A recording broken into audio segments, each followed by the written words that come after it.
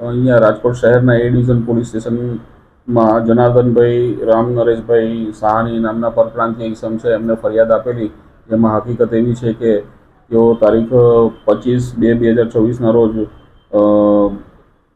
વીરામણી સ્વીટ્સની દુકાન પાસે ઊભા હતા. તે દરમિયાન બે ઈસમો અજાણ્યા આવી તેમને કીધેલું કે અમે પોલીસવાળા છે અને તમે પોલીસ સ્ટેશન તમને લઈ જવાના છે અને પૈસા ના લઈ જવા તો પૈસા આપો, તેમ કરીને ધાકધમકી આપીને પૈસા કઢાવવા માટે તેમને પોલીસની ઓળખ આપીને કઢાવેલા 30,000 રોકડા રૂપિયા.